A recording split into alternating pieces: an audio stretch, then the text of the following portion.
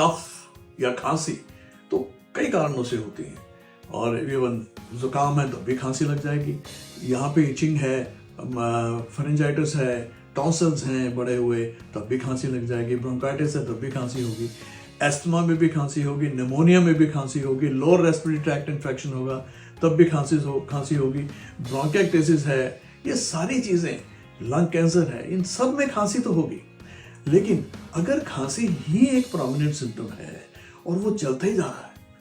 हफ्ते निकल गए कई, सो अगर खांसी का रीज़न आपको पता नहीं है और 3 हफ्ते तक खांसी लगातार चल रही है,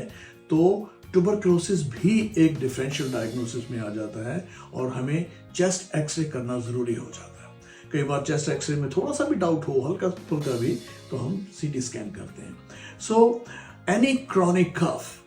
चाहे उसमें कोई और सिम्टम्स हैं